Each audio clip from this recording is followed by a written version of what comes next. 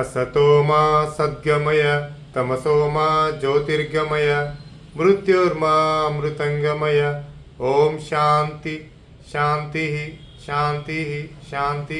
నమస్కారం. నేను మీ Chamarthi Muralikrishna, Padmavati astrology centre, తిరుచంద్ర, Tirupati. జ్యోతిశాస్త్రంలో శని భగవానుడి మీద మనం ఒకప్పుడు చాలా వీడియోలు చేసాం. శని భగవానుడు అంటాం. నవగ్రహాలన్నింటిలో శనిని మాత్రమే శని భగవానుడు అంటాం. ఎందుకని అంటే మన తప్పుల్ని, మన ఒప్పుల్ని మనకి బాగా క్లియర్గా చూపిస్తూ ఉంటాడు. దాన్ని బట్టే ఫలితాలు మీరు ఎలా అనుభవించాలని చెప్తాడు. కర్మ ఫలప్రదాత అయ్యాడు కాబట్టి మరి ఇటువంటి శని భగవానుడు అష్టమ స్థానానికి, 12వ స్థానానికి కారకత్వాలు ఉన్నాయి. అయితే ఈరోజు నా టాపిక్ ఏం చెప్తుందంటే, జీవితంలో కొన్ని జీవితాలు సుఖపడుతూ ఉంటాయి బాగా ఉన్న దాంట్లోనే, లేదు గొప్పగా కూడా సుఖపడచ్చు. కొన్ని జీవితాలు ఉన్నా లేకపోయినా సుఖం ఉండదు. అంటే మనిషి తనకున్న దాంట్లోనే సంతృప్తి చెందటం, అది ఐశ్వర్యం కావచ్చు, ఐశ్వర్యం కాకపోవచ్చు. మరి కొంతమందికి ఐశ్వర్యం బాగా ఉన్నా సుఖపడరు, లేకపోయినా సుఖం ఉండదు. బాధలు, ఇబ్బందులు, ఆ ఉన్న దాంట్లో ఆనందాన్ని పొందలేరు. ఎంత బాగా ఉన్నా కానీ మానసికంగా వీళ్ళు ఆనందంగా, హ్యాపీగా ఉండరు. అది శని భగవాన్ నుంచి వస్తుంది. ఇది కూడా ఒక రకమైన కర్మే. సౌఖ్యాలని అనుభవించడం అనేది ఒక కర్మ, కష్టాలను అనుభవించడం కూడా ఒక కర్మే. ఈ రెండు కూడా శని భగవానుడే ఇస్తాడు.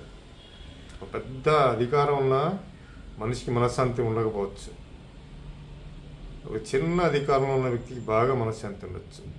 లేదు, ఒక పెద్ద అధికారంలో ఉన్న వ్యక్తికి మనశ్శాంతి ఉండొచ్చు, చిన్న అధికారంలో ఉన్న వ్యక్తికి మనశ్శాంతి లేకపోవచ్చు. ఇక్కడ స్థితి అనేది తీసుకోవాలి మనం, వాళ్ళ పొజిషన్ కాదు. ఇట్లా అయితే మీ జాతకంలో మీరు ఏం పరిశీలన చేయాలి అంటే, మీ శని ఎక్కడైతే ఉంటాడో సాటర్న్ పొజిషన్ తీసుకోండి. శని మీ లగ్నం నుంచి ఏ భావంలో ఉన్నాడో కాదు, మీ రాశి చక్రంలో శని ఎక్కడో చూడండి. ఇక్కడ లగ్నంతో పని లేదు. శని మీ చార్ట్లో ఏ రాశిలో ఉంటాడు? మేషంలో ఉన్నాడా, మిథునం ఉన్నాడా, వృషభంలో ఉన్నాడా, కర్కాటకం, సింహం, కానీ ఏదో రాశిలో ఉంటాడు. ఏ రాశిలో ఉన్నాడో ఆ రాశికి అష్టమ స్థానాన్ని చూడండి. శని ఉన్న రాశి నుంచి అష్టమ స్థానం లెక్కేయండి. శని మేషంలో ఉంటే అష్టమ స్థానం ఏమవుతుంది? వృశ్చికం అవుతుంది.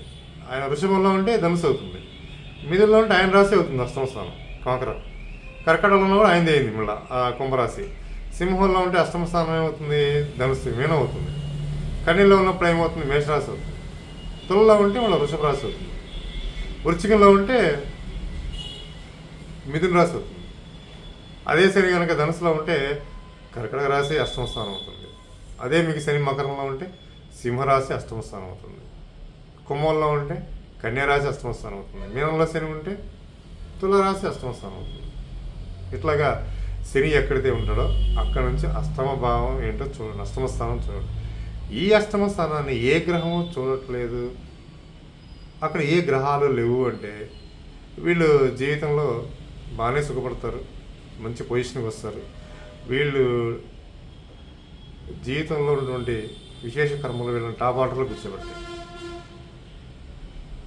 వీళ్ళే కాదు, ఇలా ఉన్నప్పుడు వీళ్ళ పిల్లలకు కూడా మంచి డెవలప్మెంట్స్ ఉంటాయి. సంతానానికి వాళ్ళు కూడా గొప్ప అవుతారు. అంటే ఏంటి?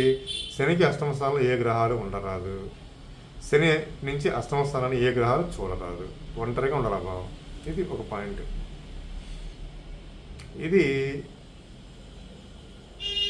వీళ్ళకి జీవితంలో విశేషమైనటువంటి స్థితులు ఏర్పడుతూ ఉంటాయి. వీళ్ళు జీవితంలో గొప్ప వాళ్ళు అవుతారు, సుఖపడతారు. ఉన్న దాంట్లోనే వీళ్ళు సంతృప్తిగా ముందుకెళ్తూ ఉంటారు. వీళ్ళకి ఐశ్వర్యం ఉందా, ఐశ్వర్యం లేదా ఏం ఆలోచించరు. వీళ్ళ జీవితాన్ని సాఫీగా గడుపుకుంటూ ముందుకెళ్తూ ఉంటారు. మరి రెండో కాన్సెప్ట్ ఏం చెప్తుంది? మీ శనికి కనుక అష్టమ స్థానంలో పాపగ్రహాలు ఉన్నా, లేదు మీ శనికి అష్టమ స్థానాన్ని పాపగ్రహాలు చూసిన, ఇక్కడ శుభగ్రహాలు ఉండవు, శుభగ్రహాలు చూడవు. ఈ క్లాజులో ఎప్పుడైతే మీ శనికి అష్టమ స్థానాన్ని పాపగ్రహాలు చూస్తున్నాయా, పాపగ్రహాలు ఉన్నాయా, ఎప్పుడు ఇది శుభగ్రహ ప్రమేయం లేకుండా, శుభగ్రహం చూడదాకా శుభగ్రహం ఉండదు. మీకు తెలుసు శుభగ్రహాలు అంటే గురు, శుక్ర, చంద్రబుధులు. పాపగ్రహాలంటే రాహు, కేతు వస్తారు, రవి, కుజులు, శని వస్తారు. ఇక్కడ శని కాన్సెప్ట్ కాబట్టి రవి, కుజులు, రాహు, కేతువుని తీసుకుంటాం. కేతువుకి దృష్టి ఉండదు కాబట్టి తీసుకోము, రాహువుని తీసుకుంటాం దృష్టి. 5, 7, 9. ఇప్పుడు శనికి కనుక అష్టమ స్థానంలో కనుక పాపగ్రహం ఉన్నా, లేదా అష్టమ స్థానాన్ని, శని యొక్క అష్టమ స్థానాన్ని పాపగ్రహం చూసిన, వీళ్ళు బాగా ఇబ్బందులు పడుతూ ఉంటారు.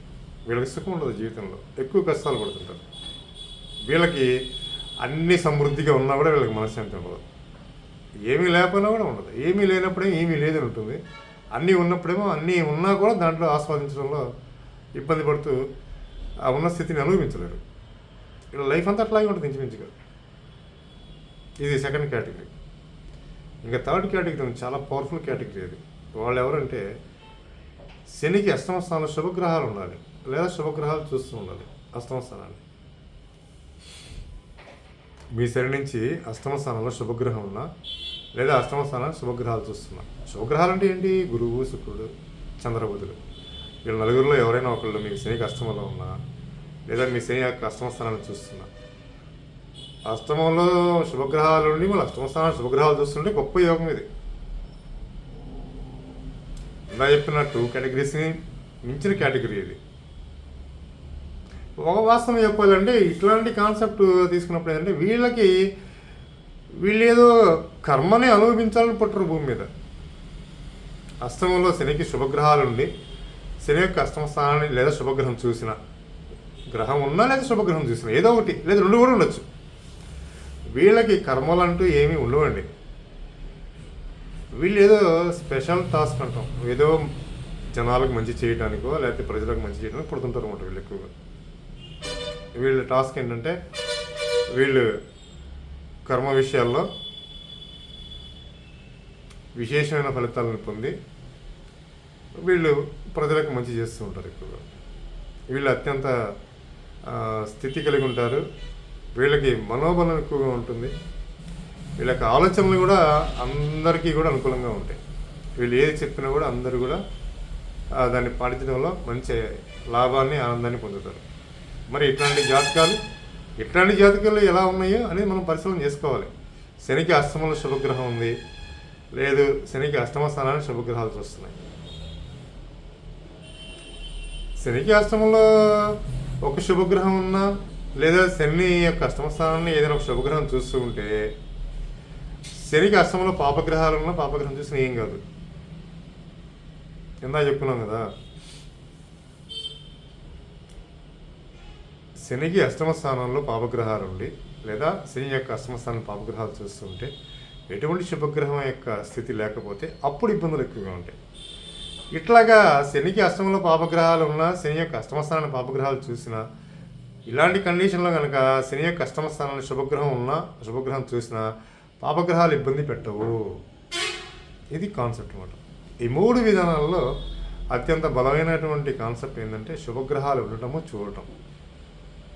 తర్వాత ఏ గ్రహం లేకుండా శని అష్టమ స్థానాన్ని ఏ గ్రహం చూడకపోతే ఇది కూడా గొప్ప యోగమే. ఇక ఏ గ్రహము లేదు, ఏ గ్రహం ఉన్నా లేకపోయినా, ఏ గ్రహం చూడకపోయినా అనేది పక్కన పెడితే, శనికి అష్టమంలో శుభగ్రహం ఉండి శుభగ్రహాలు చూస్తే ఇది గొప్ప యోగం. ఇలా కాకుండా ఓన్లీ పాపగ్రహాలే ఉండి పాపగ్రహాలే చూస్తుంది శని యొక్క అష్టమ స్థానాన్ని, వీళ్ళ జీవితంలో విశేషమైన కర్మలు అనుభవించాల్సింది పోగా వీళ్ళు తమ యొక్క కర్మల్ని ఎక్కువగా కడుక్కోవడానికే పుడతారు. అది కష్టంతో కూడుకునే ఉంటుంది. ప్రశాంతమైన జీవితాలు వీళ్ళకి తక్కువగా ఉంటాయి. ఎలాంటి వాళ్ళు ఏం చేయాలి?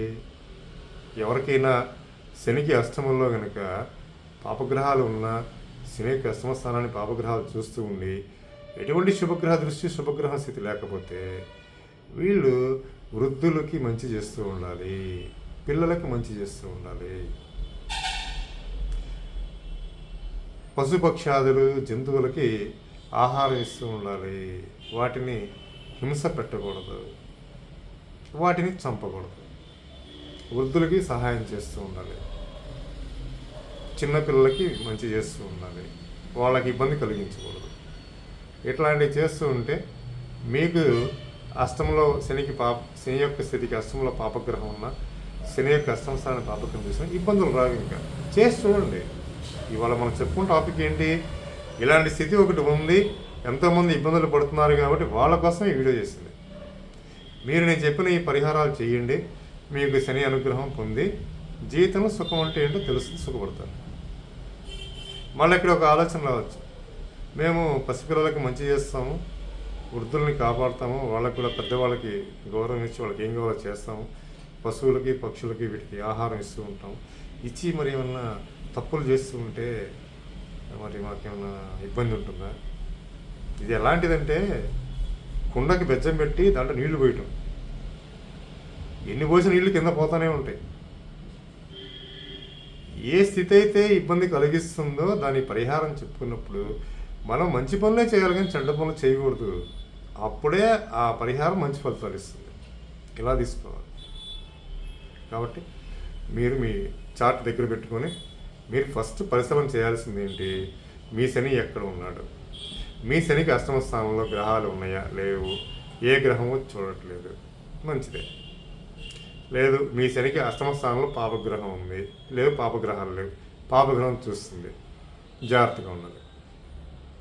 తర్వాత మీ శనికి అష్టమ శుభగ్రహాలు ఉన్నాయి, అష్టమ స్థానం శుభగ్రహాలు చూస్తున్నాయి, మంచిది. మీ శనికి అష్టమంలో పాపగ్రహం ఉండి పాపగ్రహం చూసే టైంలో కనుక ఏదైనా ఒక శుభగ్రహం అష్టమంలో ఉన్నా అష్టమ స్థానం చూస్తూ ఉంటే మీకు ఇంకా పాపగ్రహాలు ఇబ్బంది పెట్టవు.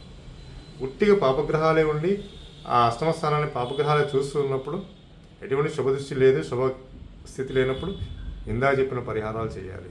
చేసుకుంటే మీరు ఇబ్బందుల నుంచి బయటపడతారు, ఐశ్వర్యాలను కలిగి జీవితంలో మంచి సుఖమైన జీవితాన్ని గడుపుతారు. నేను మీ చామర్తి మురళీకృష్ణ, పద్మావతి ఆస్ట్రాలజీ సెంటర్, తిరుచందూరు, తిరుపతి. ఓం తత్సత్. ఓం నమో నారాయణాయ. ఓం నమ శివాయ.